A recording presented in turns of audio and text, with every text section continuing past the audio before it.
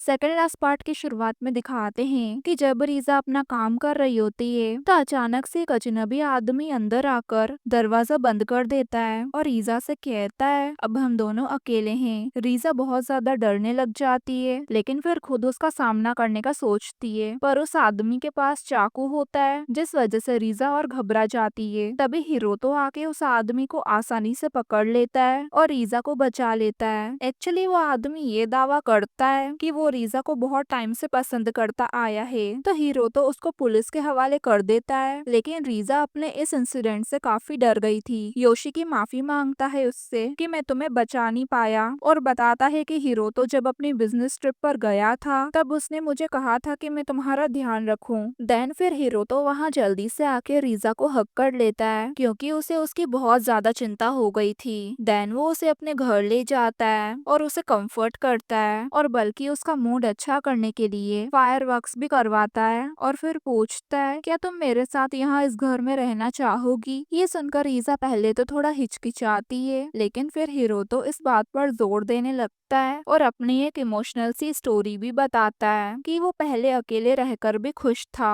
लेकिन जब से रीजा उसकी जिंदगी में आई है वो हर वक्त बस उसके साथ रहना चाहता है। अब तो उसे अपनी बिजनेस ट्रिप पर जाने की भी इच्छा नहीं होती, इसलिए अब रीजा मान जाती है। देन अगेन इनका रोमांस शुरू हो जाता है। अब रीजा हिरोतो के साथ रहने लगती है। इवन वो उसके लिए उसके घर के काम भी करना चाहती थी। हिरोतो उसे मना करता है लेकिन वो कहती है कि मैं घर के काम करना और सीखना चाहती हूँ, इसलिए अब हिरोतो उसे बड़े प्यार से सब कुछ सिखाता है और समझाता है, जैसे डिश वॉशर कैसे चलाते हैं, वॉशिंग मशीन का यूज, टॉवेल्स कहाँ रखना है वगैरह वगैरह, और वैक्यूम क्लीनर कैसे चलाना है। लेकिन बाद में हीरो तो रीजा का ख्याल रखते रखते ही सो गया था। तभी उसका सेक्रेटरी आ जाता है तो हिरोतो की नींद खुल जाती है। बाद में उनकी बातों से पता चलता है कि हिरोतो की तबीयत ठीक नहीं थी, इसलिए उसे ट्रिप से आने के बाद रेस्ट करना था। लेकिन इसकी जगह वो सारा दिन रीजा को उसके घर के कामों में मदद करता रहा। ये सारी बातें रीजा सुन लेती है और उसे गिल्टी फील होता है कि हिरोतो उसकी वजह से आराम नहीं कर पाया, इसलिए वो बाद में बहाना बनाकर हिरोतो से कहती है कि वो नात्सुकी से मिलने जा रही है तो वो आराम करे। ये कहकर चली जाती है और जब वो लौटती है तो हिरोतो अब भी बहुत ज्यादा थका हुआ लग रहा था। रात को वो रीजा के पास भी सोने नहीं आया था, इसलिए वो खुद बाहर जाकर देखती है तो वो सोफे पे सोया होता है क्योंकि वो इतना थका हुआ था कि उसके पास बेडरूम तक जाने की भी ताकत नहीं बची थी। अगली सुबह भी हिरोतो का बर्ताव बहुत अलग था क्योंकि वो रीजा से ज्यादा बोल नहीं रहा था और जब वो काम पर जाने के लिए निकलता है तो रीजा देखती है कि वो अचानक घर के मेन डोर पर बेहोश हो गया है। अगले सीन में दिखाते हैं कि हिरोतो का सेक्रेटरी उसके घर पर आया होता है और चेक करके बताता है कि हिरोतो को बुखार है। ये सुनकर रीजा को फिर से गिल्टी फील होता है कि वो उसके साथ रह रही है और उसको ये तक पता नहीं चला कि उसको बुखार है। उसे लगता है कि उसे और मैच्योर बनना पड़ेगा और हिरोतो की देखभाल की जिम्मेदारी अब वो उठाएगी। अब यूरी भी हिरोतो को रीजा के हवाले छोड़कर वहाँ से चले जाता है। देन जब रीजा हिरोतो का ध्यान रख रही होती है तो वो कहता है कि तुम मुझे अकेला छोड़ दो ताकि मैं खुद ही अपना ध्यान रख सकूं, क्योंकि हिरोतो नहीं चाहता था कि रीजा को भी बुखार हो जाए। लेकिन रीजा भी अपनी बात पर अड़ी रहती है और कहती है मुझे ज्यादा कुछ नहीं आता, लेकिन कम से कम जब तुम बीमार हो तो मैं तुम्हारा ख्याल तो रख ही सकती हूँ। मैं चाहती हूँ कि मैं तुम्हें ठीक करूँ। देन हिरोतो भी मान जाता है और उसे मास्क पहनाता है और फिर रीजा उसकी केयर करने लगती है। हिरोतो बताता है कि पहली बार कोई मेरा ख्याल रख रहा है, जब मैं ठीक हो जाऊंगा तो मैं तुम्हें बहुत प्यार दूंगा। अब ये सुनकर रीजा नर्वस होकर वहाँ से चली जाती है। देन अगले दिन तक हिरोतो ठीक हो जाता है और अपने काम पर चली जाता है। अगले सीन में दिखाते हैं कि जब रीजा शॉपिंग से लौट रही थी तभी उसे एक लेडी मिलती है जो खुद को हिरोतो की माँ बता रही थी। रीजा उन्हें घर पर इनवाइट करती है और वो लेडी बताती है कि जब हिरोतो जूनियर स्कूल में था तब मेरा डिवोर्स हो गया था। हिरोतो मुझसे बहुत नफरत करता है, इसलिए उसने तुम्हें मेरे बारे में बताया नहीं होगा। रीजा पूछती है आज आप यहाँ क्यों आई हैं? तो वो टॉपिक चेंज करके रीजा को एक ड्रिंक के लिए इनवाइट करती है। रीजा जाना तो नहीं चाहती थी लेकिन वो हिरोतो की मॉम है, इसलिए वो उन्हें मना नहीं कर पाती। लेकिन ड्रिंक के नाम पर हिरोतो की मॉम रीजा को क्लब ले जाती है और रीजा को भी अब समझ नहीं आता कि वो क्या करे, क्योंकि वो पहले ही चारों तरफ से हैंडसम लड़कों से से घिरी हुई थी। असल में वो क्लब मेल होस्ट से भरा हुआ था।